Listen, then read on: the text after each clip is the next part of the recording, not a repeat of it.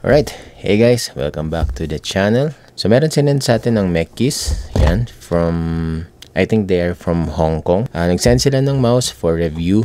And itong mouse na to, galing sa isang audio company which is the Edifier. Siguro familiar na kayo kasi medyo matagal ng Edifier dito sa Philippines and sa buong mundo. So this is the Hecate gaming division ng Edifier. So ang Edifier kasi is well known as an audiophile. So, audio company talaga sila na gumagawa ng mga speakers, mga Bluetooth na headset, mga TWS.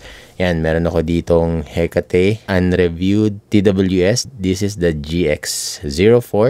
Yan, gaming TWS or wireless earphones. Meron din akong G2000 ng Edifier. I can assure you na maganda ang quality nila and sakto lang din yung presyo. Maganda yung tunog, lalo na for gaming and music. Alright, so this is the G3M Pro version. Hindi ko alam kung naglabas sila ng G3M lang na standard version. But this one, first time ko rin marinig at first time kong makita itong mouse na to. So, meron siyang available na tatlong kulay. So, yan, i-unbox muna natin tong G3M Pro.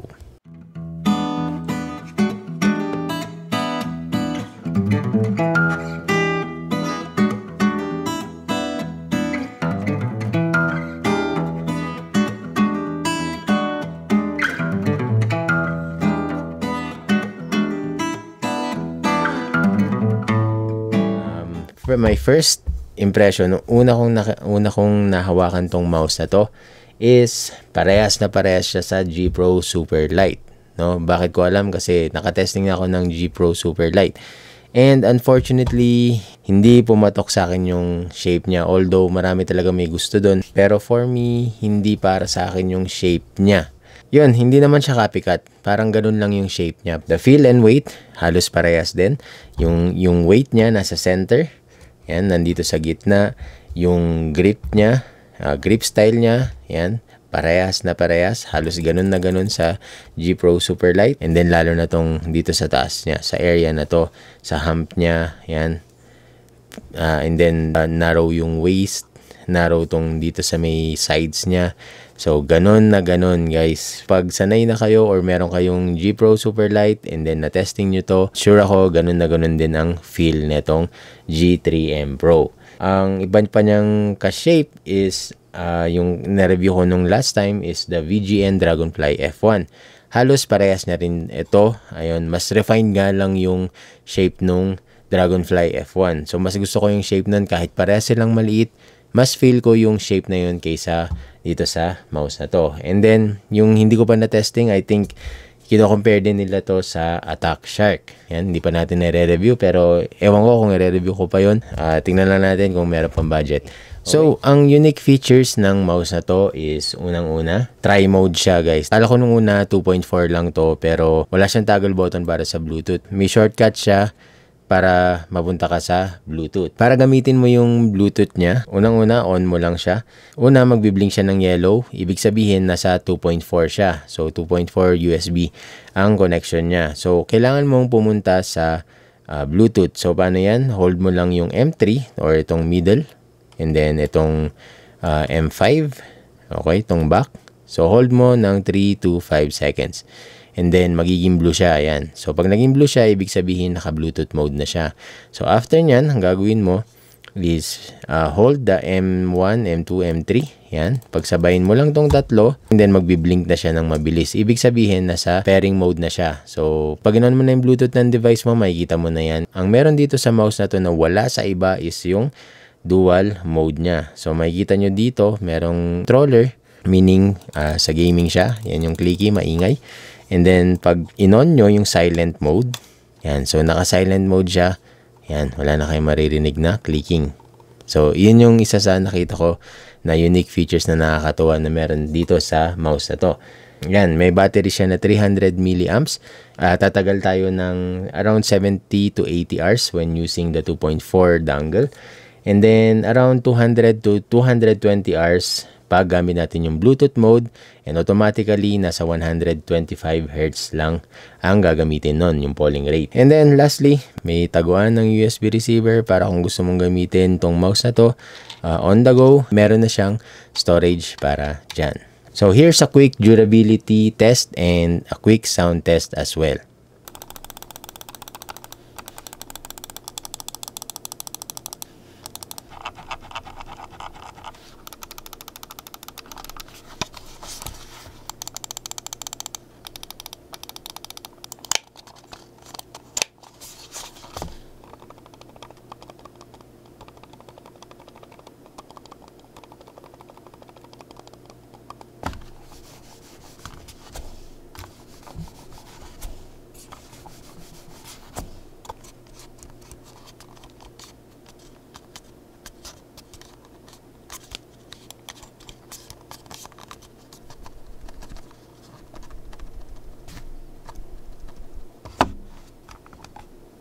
Coating. Gusto kong pag-usapan dito yung coating niya kasi sobrang nagagandahan ako sa coating nito. After using this for about a week of gaming, na-stream ko yan sa Firelight nandito sa lives natin. So far, very impressive yung coating niya. Yung coating nito hindi cheap. May pagka-high-end quality ang coating nito kaya nakakatuwa. Sa ganitong price point, gantong makuha mong coating, yan, panalong panalo. Magandang design ng side buttons. Very minimal lang yung post and pre-travel niya. Very snappy itong side buttons niya. Tsaka nasa tamang pwesto din. Tama yung pwesto niya. Hindi mahirap abutin. Tsaka maganda yung design. For the gaming performance, wala akong na-encounter na lag or sensor issues, spin-off, jitters. Wala akong na-encounter during my testings. I guess maganda tong copy na dumating sa atin. Isa sa medyo hindi ko na gustuhan is hanggang 4 milliseconds lang yung debounce time niya. So kung gusto mong isagad yung latency or yung performance neto, yan, ng mouse na to, hindi mo magagawa kasi hanggang 4 milliseconds lang ang limit ng debounce time. Okay lang kasi standard naman talaga is 4 to 8 milliseconds. Medyo nakakalito yung motion sync kasi merong curve, merong straight. So I guess yung straight is the angle snapping. Parang yun yung pagkaintindi ko. And then the curve, yan, curve sa software, makikita natin, is the motion sync. So for my gaming experience with this mouse, unang-una, the shape and grip style, hindi siya para sa akin. Kasi nga, nabanggit ko nung una, parang super light to na hindi talaga para sa kamay ko. Okay, large hand ako. And then itong mouse na to, maliit.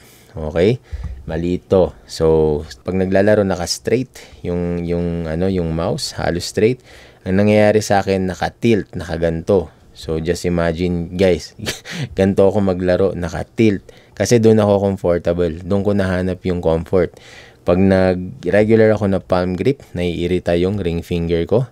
Ganun din, pag nag-claw grip ako ng either relax or aggressive, naiirita itong pinky and ring finger ko. Kaya, ang nangyari, naka-tilt, nakaganyan. Okay?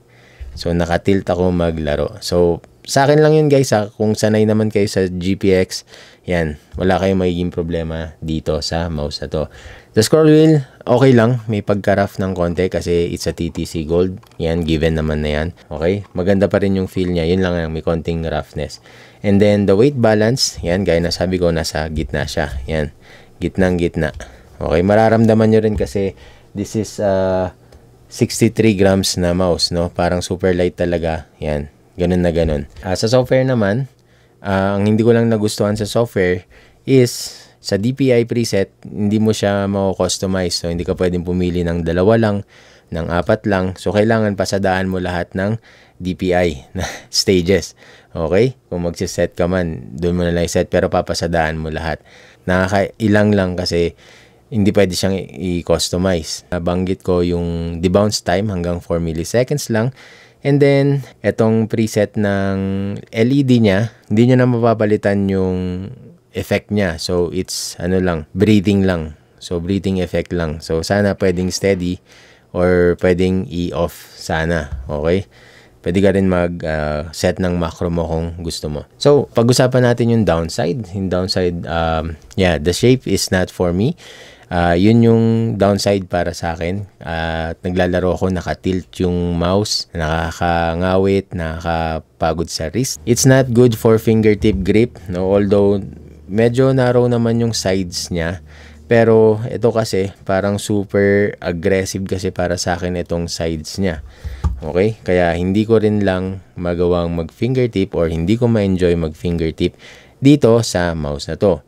Okay? Although pwede kasi maganda yung ano niya eh. Maganda yung length nito tsaka medyo normal lang naman yung hump niya. Pero hindi ko pa rin magawa. Isa sa dahilan is 63 grams. Yan, nabibigatan ako, hindi ako enjoy mag-fingertip grip dito. And then, yun, yung isa pa is yung software tweaking. Hindi ka medyo limited ang software tweaking neto. Hindi mo talaga freely na ma-unleash yung potential neto dahil nga medyo limited talaga yung software tweaking niya. So, yun lang naman. For my recommendation, I recommend this one for the small to medium hand. Yun yung mga makikinabang dito sa G3M Pro.